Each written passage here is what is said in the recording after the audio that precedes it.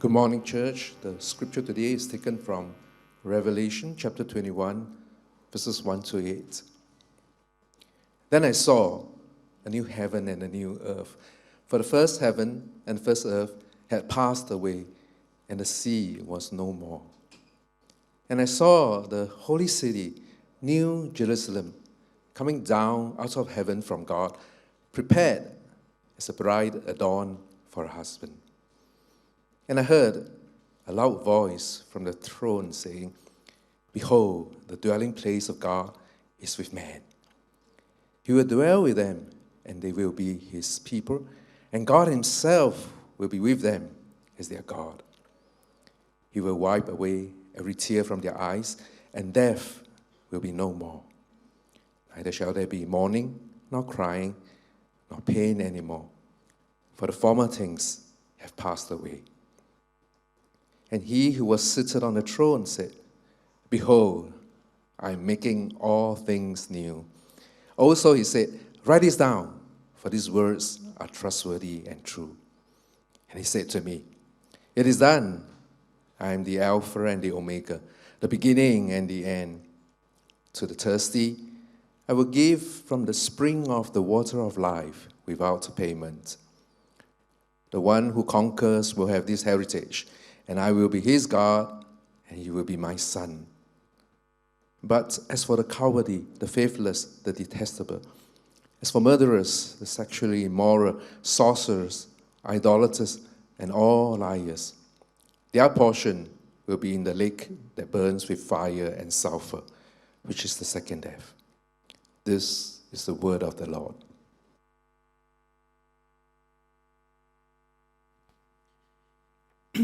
Thank you, Waiwa. Very good morning, everyone. The Lord bless you. Now, a special welcome to those of you who are new here among us, especially if you're not a Christian or you've never been to a church service before. So we're really glad to have you. It's good to have you with us, especially on this Easter morning. Now, there are three major occasions that Christians commemorate. There's Christmas, which is about Jesus' birth. There's Good Friday, which is about Jesus' death and suffering. And then there's Easter, which is about Jesus' resurrection from the dead. Now, out of the three, Easter is the most celebrative, right? So Christmas has more to do with anticipation. Good Friday tends to be more solemn and reflective. Easter is an all-out celebration. Now, why? Because when Jesus defeated death, when Jesus conquered the grave, he gave us a hope like no other. And I want to talk about that hope this morning. Now, why does hope matter? Right? What makes hope so important? About a month ago, I attended I think about 4 funerals, almost back to back. One was a relative's funeral, the other 3 were church-related ones. Now, I didn't attend these funerals alone. My wife, my daughter, they accompanied me as well. And I was commenting to someone at one of these funerals that my daughter is not even 2 years old, but she has attended more funerals than weddings or birthday parties. Now, I think this captures the world we live in, right? Death is very real, and death is awful. And the shadow of death hangs over everything, right? You read the newspaper, UV index is high. Use sunblock, if not, skin cancer, right? Don't eat this, don't eat that, if not, dementia. Young people collapsing for no discernible reason. A soon-to-be married man gets knocked dead by a truck while attending to his motorbike at the side of the road. Time itself is pretty much a countdown towards death. Talk to someone who is elderly, right? And an auntie might show you her wedding photo and you'd be shocked, right? Because she was drop dead gorgeous at that time. An uncle might show you a newspaper clipping from 50 years ago and he might be in a wheelchair now, but he once represented Singapore as an athlete. The shadow of death hangs over everything, right? Like it or not, we live in a world of death. And isn't that why we become paranoid when we see children playing along the road, right? Isn't that why we get insurance, even for our kids? Death is not new to us. We know it's a reality in our world, and we hate death, right? We hate how it strips us, sometimes gradually, of our independence, of our freedom, of our sanity, of our relationships, of our enjoyment. We hate how death makes us less and less human. We hate death. But yet we try our best to prepare for it, right? To mitigate it, to delay it, to lessen its impact, especially on our family. But when death finally comes, it is always a tragedy. Now, if this is the kind of world we live in, where do we find hope? How can we be certain of such a hope? And what even do we hope for as we live under the shadow of death? So this morning, I want to talk to us about the hope that Christianity offers, and I want to help us understand what is Christian hope. Right? So there are 4 parts of this sermon on hope, and I'll walk us through it part by part. But at the end of the day, it's up to you to decide what you want to do with what you hear this morning. All right? I'm going to say what I have to say, and I thank you for listening to me, but, you will have to decide. And I have a request, would you listen to what I have to say? Right? Would you really listen? Would you listen with all seriousness? I ask this because there are millions of people who hold on to this Christian hope, both today and over the past 2,000 years. And many have suffered and are suffering for this hope. Even today, in places like North Korea, the Middle East, India, China, in many places around the world, there are people who are suffering, dying even, because of this hope. So whether you're a Christian or not, would you please listen? Listen with all seriousness. Let's begin. Now, firstly, Christian hope is down to earth.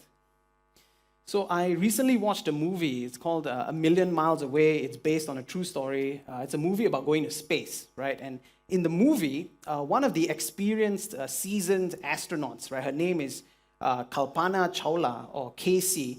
She said this about her experience of going to space. She said, "Everything looks so pretty from up there in outer space. It's as though the whole place is sacred. The atmosphere looks like ribbons of different colors hugging the earth. And it looks so fragile. Such a small planet with so much going on. We think we control everything, our lives, our dreams. We get exhausted. We make sacrifices. We think it's about wanting it hard enough. But life is mysterious, Now, Casey, she went to space and she gained a perspective on life, right? She saw how small planet Earth actually is, and she realized how insignificant our small lives are. We're not the center of the universe. We're not in control, not even over our own lives. And like Casey, we all need perspective. We all need a vantage point so that we can understand what is life all about. How will the story of life, how will it end for all of us? We need perspective. And that's what our passage from the Bible offers us this morning. We're looking at the second last chapter of the Bible, and this passage gives us a glimpse into the ending of our story. Now, what do we see? This is verse 2, and it says, "And I saw the holy city, New Jerusalem, coming down out of heaven." So we get a glimpse of the end of history, and what we see is a city. And this city is a heavenly city, right? It's coming down, it's coming out of heaven, and it's a city that's coming down to earth. Right? Now, this sounds totally bizarre, right? Totally strange to all of us. But even at that time, when this passage was first written, a heavenly city coming down to earth, it sounded completely bizarre, but it's for a different reason. Because at that time, people believed that the material world, right, earth, human bodies, it's filthy, it's broken, it's ugly, it's bad. And so at that time, the goal of mankind was to break free from this material world, to break free from this material body, to escape from earth and to go up to heaven. For them, the spiritual world is good, it's perfect, it's beautiful, and so everyone wanted to go up to heaven. But then the Bible talks about heaven coming down to earth in the form of this city. And this is totally bizarre to the people at that time. Why would perfect heaven come down to filthy earth? There's nothing good about this earth. Now, even today, many people think that Christianity is like that. That for Christians, life on earth doesn't matter, right? Just do what you want to do. But if you believe in Jesus, then when you die, you go up to heaven, right? That's what many people think, right? But we look at the Bible, and at the end of history, We don't see a blue open sky with, chubby winged angels. It's not ghostly, kind of people just resting on nice poofy clouds, playing their harps. Nothing like that. We see a city coming down to earth. And cities, are busy. Cities are bustling with life and activity. There's work to be done in cities. Cities are the center of innovation, technological advancement, the arts, music, literature. There's architecture, there's exploration, there's adventure. Cities have lots of people, right? There's a whole society. There are roles to play, dinners to attend, community functions to support. And this city is what represents, what symbolizes the Christian hope. The Christian hope is not a pie in the sky or a castle in the air. It's a city coming down to earth, out of heaven. Christian hope is very literally down to earth. But you might say, how could Christians believe this? This seems quite ridiculous. Now, Christians have no problem believing this because this theme of heaven coming down to earth is consistent throughout the Bible. The God of the Bible himself is a God who oftentimes doesn't say to his people, you come up here to me, right? You come up to heaven where I am. But he's a God who says again and again, I will come to you. And he comes down to where we are. He pursues us in love. Ultimately, we see this in Jesus himself. Christmas is all about God coming down to earth in the form of a man as a lowly baby born in an insignificant manger to parents who are total nobodies. And this Jesus goes around healing people of their worst diseases. He breaks people free from fear. He even brings the dead back to life. And again, we see Jesus bringing heaven down to earth. So yes, Christians believe that at the end of history, this city will come down from heaven to earth. And we believe that because it's just so in line with who our God is and how he does things. So that's the first aspect of Christian hope. It's down to earth. Now here's the second. Christian hope is out of this world. Now, what's so special about this city? Why is this city the symbol of Christian hope? We look at these incredible words in verse 4. It says, he will wipe away every tear from their eyes, and death shall be no more. Neither shall there be mourning, nor crying, nor pain anymore, for the former things have passed away. Now, what this is telling us is that our human experience of suffering and of sorrow, these things are significant. Those tears you've cried, they matter. They matter so much that when you come to this city at the end of history, those tears will not be ignored, they will not be dismissed, but they'll be wiped away. And there'll be no more mourning, no more wakes, no more funerals, no more coffins, no more cremations, no more urns, no more burials. No more pain, no more crying, no more hospitals, no more medication, no more surgery. There will be such joy in this city that there will be nothing to grieve over. And we are told that in this city, the former things have passed away. Now, in other words, if this city had a cemetery, it would just have one grave. And on the gravestone, it'll say, here lies death. If you were to read a newspaper in that city and someone asks you, hey, could you check the obituary section? Could you just help me see if anyone we know is mentioned there? And you look at the obituary section and you check and you reply and you say, oh, there's only one mention in the obituary section. It's the same as yesterday and as the day before. It's death. Death is still dead. In this city, death has passed away. The shadow of death is no more. In this city, there will only be life, comfort, healing, celebration, dancing, feasting, everyone together. It's the reunion dinner everyone's been looking forward to. And that's why this city is that symbol of Christian hope. Now, some of us might say, you know what, even if this heavenly city is true, and it's as incredible as you say it is, why should I believe in it? Right? I don't need to hope in a future city to get through life. Right? Life is fine. Life is good enough. Right? Or at least life will get better. Right? I don't need some weird fantasy city to give me hope. When we die, that's it. Right? There's no heavenly city. We have one life. We just have to make this the best possible life.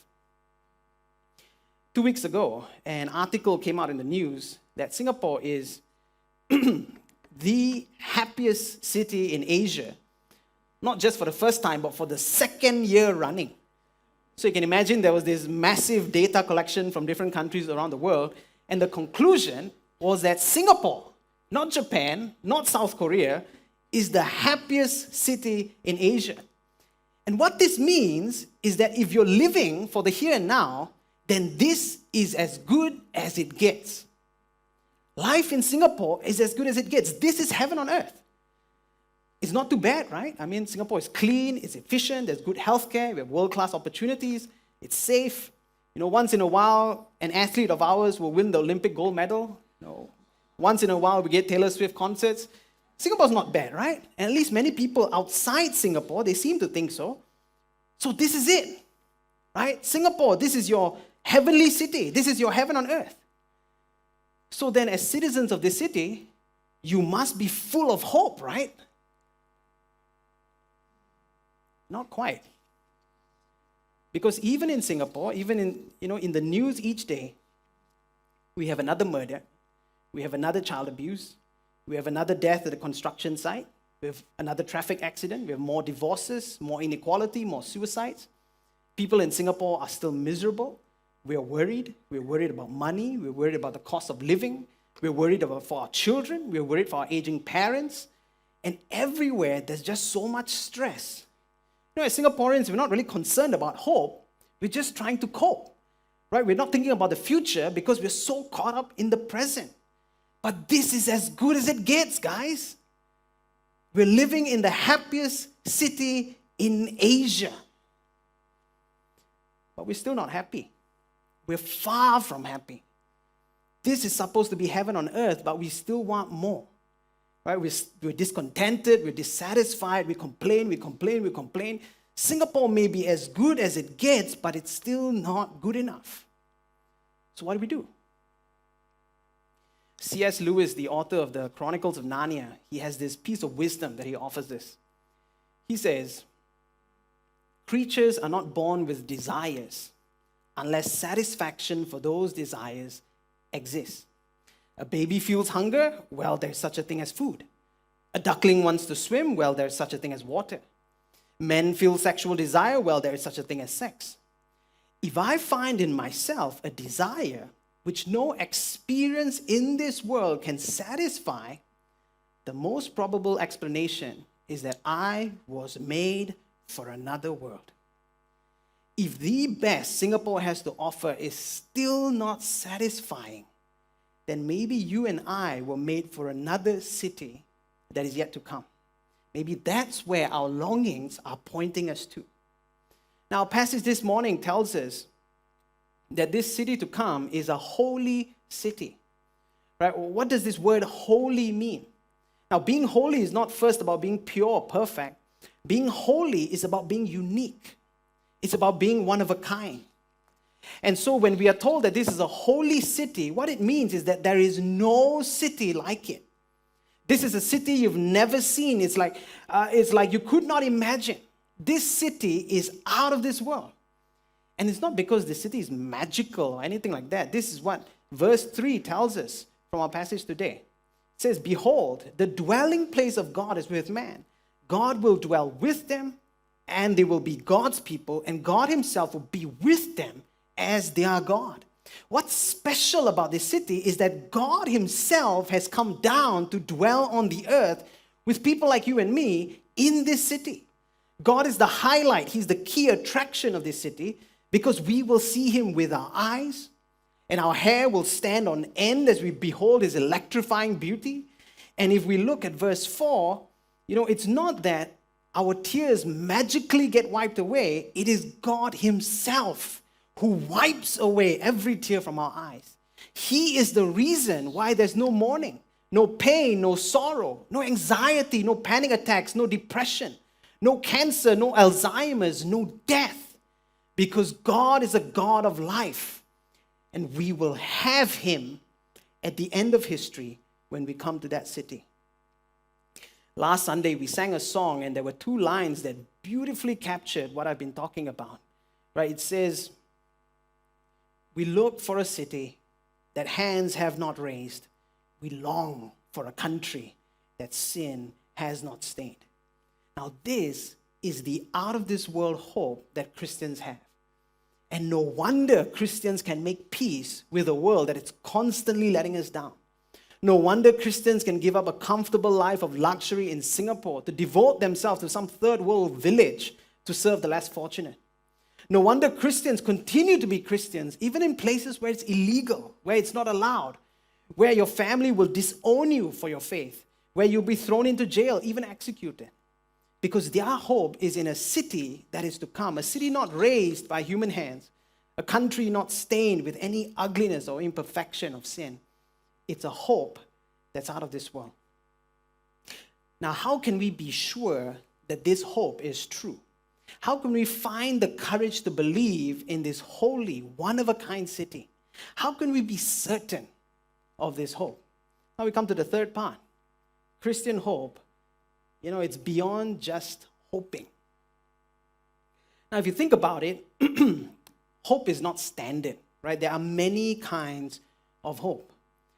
There's a kind of hope that's impossible, right? So if you ask, for example, you ask my daughter what she wants to be when she grows up, she might tell you that she wants to be a snail. Now, she can hope however much she wants for that, right? But it's a fat hope, right? She'll never be a snail. It's impossible. Now, if that's a hope that's impossible, then there's also a hope that's improbable, right? It's possible, but it's not likely. Can the Singapore football team qualify for the World Cup? It's possible, but it's not likely, right? You'd be hoping against hope to believe they could. Then there's a reasonable kind of hope, right? It's possible and it's likely, right? So you want to be first in class? It's a reasonable hope. If you're pregnant and you're hoping it's a girl, it's a reasonable hope, right? There are factors that are still beyond, they're kind of beyond your control, but you have high hopes because it's significantly more possible that your hope would come to pass. Then there's finally a hope that you would be absolutely certain of, right? You have no doubt in your mind that it'll come to pass. So for example, if, there's this classmate that you really like, you have a huge crush on this classmate, right? And, this has been a long weekend, so it's been 3 days that you haven't seen him, you haven't seen her, and you're feeling down, you're feeling a little lovesick.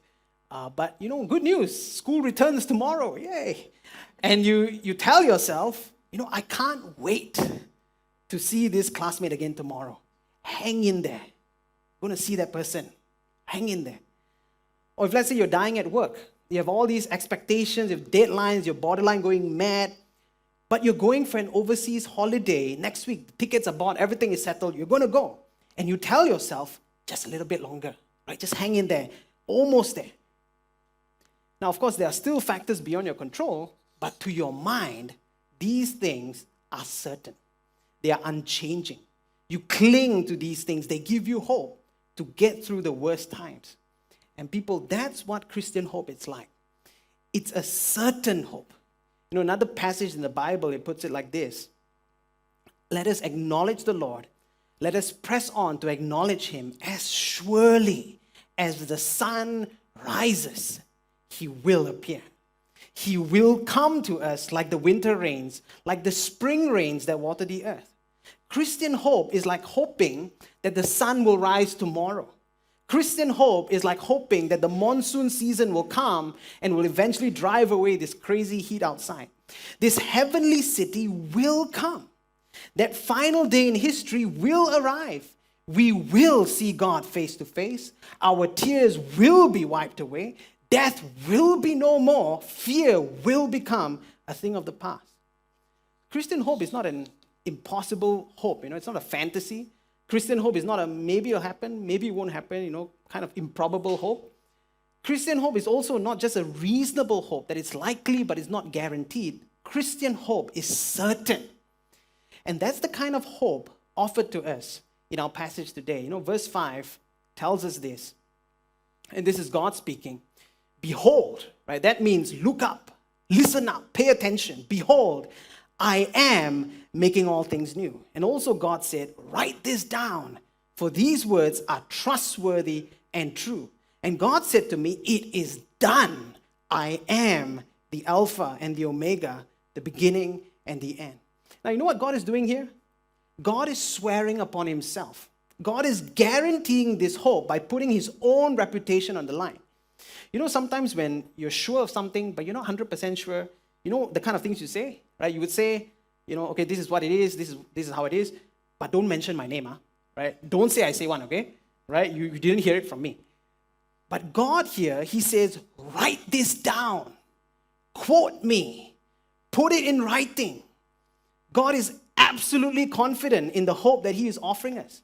And then God says, it is done. Now, what does he mean? God is saying, it's as good as completed.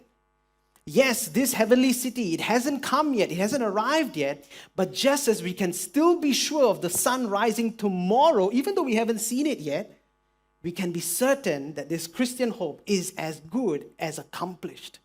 God himself has done it, and he is putting his own reputation, he's putting his own godhood on the line to guarantee that promise. And guys, there's no higher guarantee.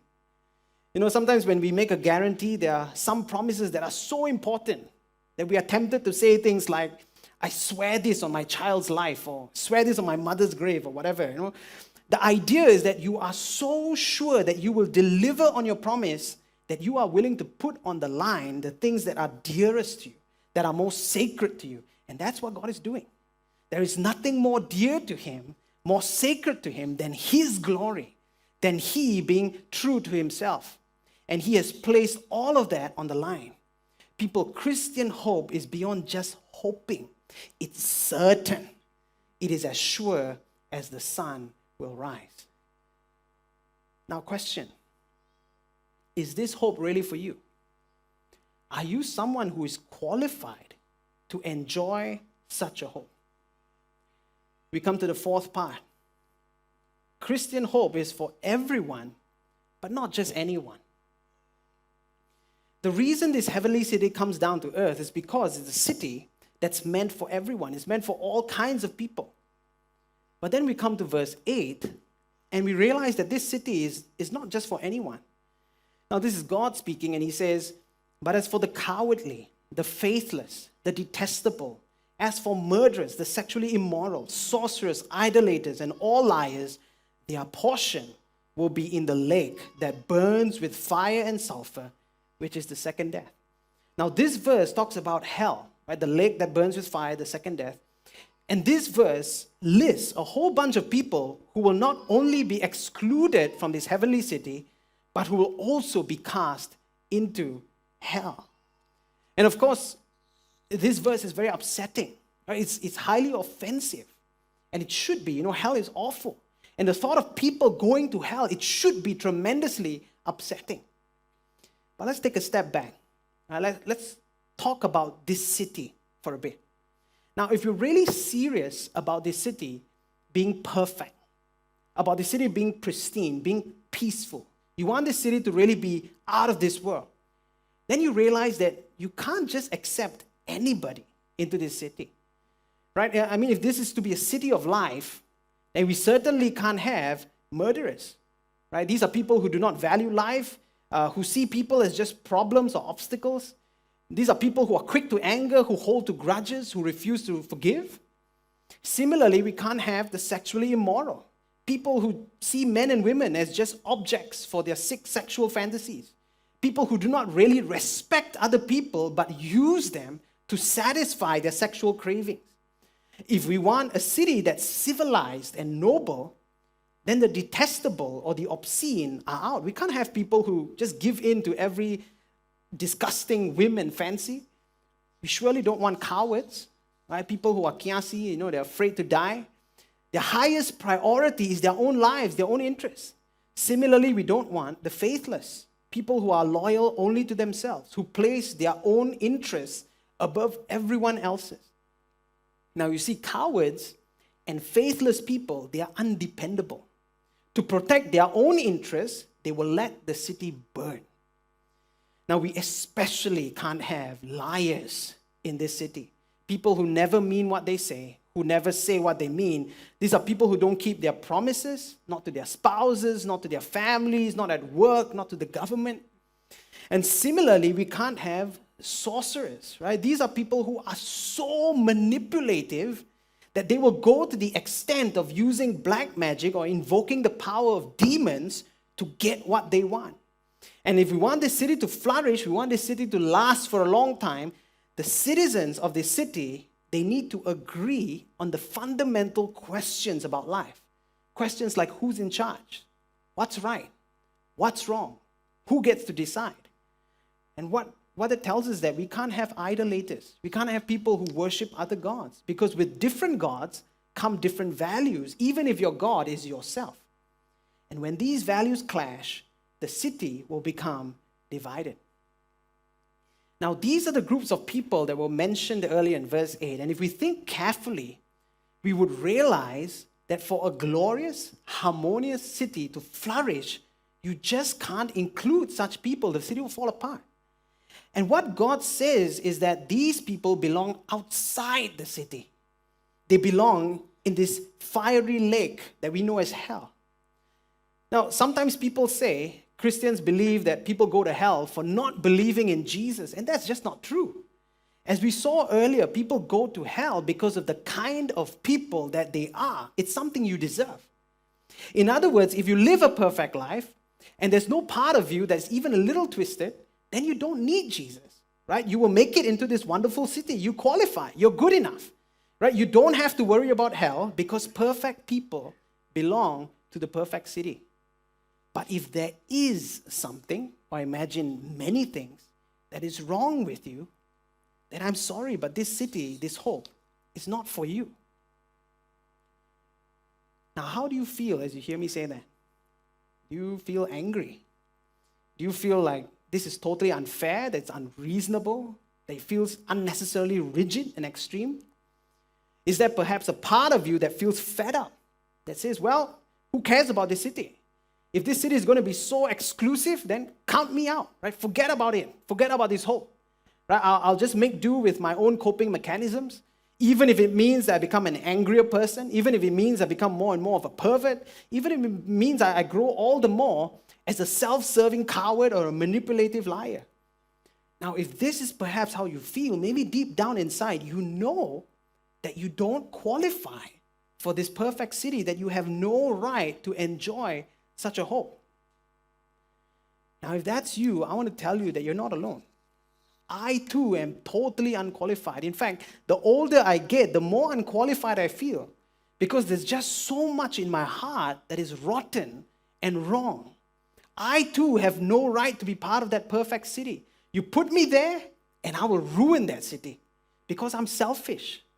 I don't keep my promises. I fail people all the time. I get angry with my daughter over virtually nothing. And I'm so often a coward when I really need to step up. And I'm a pastor. But we've been talking about this hope, and you know what a hope it is. But how could people like you and I, how could we lay hold of this hope? How could we walk away from this service later and say, you know what? I've got it. This hope is mine, and nothing can snatch it away from me. Now, earlier we looked at the kind of people who don't belong in this heavenly city, but now let's look at the kind of people who do belong. And it's not a long list of requirements. You only need two things to belong in this city. The first is in verse 6. Here God says, to the thirsty, I will give from the spring of the water of life without payment. The first requirement is thirst, right? It's desire. How badly do you want this hope? How much do you want to be part of this city? Is there something in you that says, wow, I really need this? I need to lay hold of this hope. I need this hope. Now, if that's you, you're on the right track. God is ready to satisfy that desire. Now, the second requirement is in verse 7, and God says, the one who conquers will have this heritage, and I will be his God, and he will be my son. The second requirement is to conquer. But conquer what? Now, do you know what's the biggest problem in your life right now? What's the biggest problem in your life right now? If you think hard about it, you realize that it's you. It's your pride. It's your insistence that you are the one who should be calling the shots in your life. that you know what you're doing, that you should be the one in charge. That's pride. It doesn't matter how many times you've made stupid decisions, you still think you're wise enough. It doesn't matter how many people you've hurt, you still think you're in the right. And when we put our children through tuition and we see their grades get worse, we know to change the tuition teacher. If we lose our money in a particular investment, we know to take out our money and invest it somewhere else. Even in the corporate world, when a company starts to fall apart under a CEO's leadership, the board of directors, they know that it's time to change the CEO. Yet no matter how many times we prove that we are not disciplined enough, we're not strong enough, we're not loving enough, we're not wise enough, we're not noble enough, we still refuse to make that change. We still insist, I'm the right person for the job. And God says, well, if you have that thirst, you have that desire, you feel you need that hope that we've been talking about, then you've got to conquer yourself. You've got to conquer your pride. You've got to admit you're not the right person for the job. You've got to step aside and let someone else, someone infinitely better, someone infinitely more capable than you, take control of your life. If you would conquer yourself, if you would conquer your pride, then God promises to make you a citizen of this city. But how do you do that? How do you conquer your pride? Oh, it's so hard. It's actually impossible. But you know what? Today is Easter Sunday. And you know what happened on the first Easter Sunday? The impossible happened. Someone conquered death. And because he rose to life, everything changed. People changed. Families changed. Cities changed. Countries changed. The world has changed because of him. Slaves became human again. Barbarians turned into gentlemen. Tyrannies became democracy. Survival of the fittest became a commitment to the weakest. A world obsessed with power suddenly be consumed with the idea of love. All because on that first Easter, one man conquered death, and after 3 days in the grave, came back to life. His name is Jesus. And this Easter Sunday, Jesus still has the power to change your life. Nothing is impossible for him. He is more than capable of conquering your pride and my pride. And if you want to get into that heavenly city, you're going to have to go through him. Jesus is the way. Because Jesus holds the keys to that city. He holds your keys to that city. Now, do you know how he got hold of your keys to that city? He earned it. He took your place. He became the model citizen that you should have been, but you never came close to being. And more than that, Jesus took your place outside the city. Do you know how Jesus died? 2,000 years ago in that old Jerusalem, that city, the people whipped him and they beat him. And then they took him outside the city. And outside the city, that's where the murderers, that's where the perverts, that's where the liars, that's where the sorcerers, that's where the cowards belong. But they treated Jesus as though he was one of those. And there outside the city, Jesus was stripped, naked, he was spat on, he was nailed to 2 wooden beams, and then he was hung on a cross. And don't miss this. Jesus suffered and died outside the city because you and I, we deserve to suffer and die outside that heavenly city that is to come. Jesus suffered hell in our place. Now, who would love you so much to go so far for someone like you? If someone knew all your secrets, right? Nothing was hidden from him.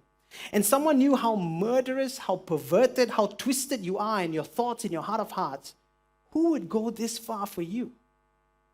I tell you, no one. But Jesus did, and that's why you can trust him. Will you? This Easter morning, will you trust him? Will you look to him to do the impossible in your life? Will you look to him for hope? Let's bow our heads and come before the Lord.